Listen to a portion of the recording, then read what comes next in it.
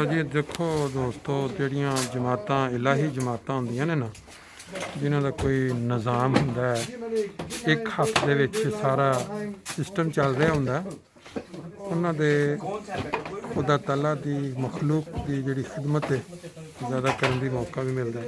ਇਹ ਅੱਜ ਟਾਰਗੇਟ ਸੀ 300 ਪੈਕਟ ਜਿਹੜੇ ਨੇ ਤਿਆਰ ਕਰਨੇ, ਤੇ ਇਹ ਦੇਖੋ ਬਿਲਕੁਲ ਐਂਡ ਤੇ ਪਹੁੰਚ ਗਿਆ। ਅੱਜ ਜੁਮੇ ਵਾਲਾ ਬਾਬਰਕਤ ਦਿਨ। ਖੁਦਾਮ ਦੇਖੋ ਤੁਸੀਂ ਆਪਣਾ ਟਾਈਮ ਕੱਢ ਕੇ ਕਿਸ ਤਰ੍ਹਾਂ ਦਿਲਚਸਪੀ ਦੇ ਨਾਲ ਕੰਮ ਕਰ ਰਹੇ। ਅਨਸਾਰ 65 ਸਾਲ ਤੋਂ ਉੱਤੇ, 50 ਸਾਲ ਵਾਲੇ, ਔਰ ਬਾਕੀ ਜਿਹੜੇ ਬੜੀ ਨੀਅਤ ਲਗਾ ਕੇ ਦੇਖੋ ਤਿਆਰ ਕਰਕੇ ਤਕਰੀਬਨ ਸਾਡਾ ਕੰਮ ਜਿਹੜਾ ਕੰਪਲੀਟ ਹੋ ਗਿਆ ਹੁਣ।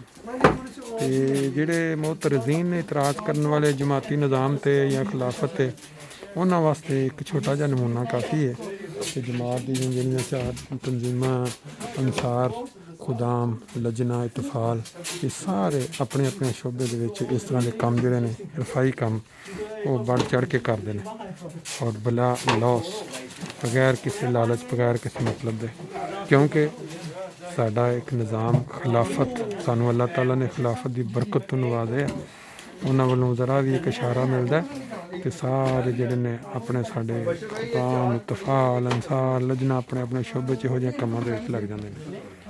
ਤੇ ਅੱਲਾਹ ਤਾਲਾ ਬਾਕੀਆਂ ਨੂੰ ਵੀ ਤੌਫੀਕ ਦੇ, ਇੰਸ਼ਾ ਅੱਲਾਹ ਤਾਲਾ ਕੰਮ ਅੱਗੇ ਵੀ ਜਾਰੀ ਰਹੇਗਾ।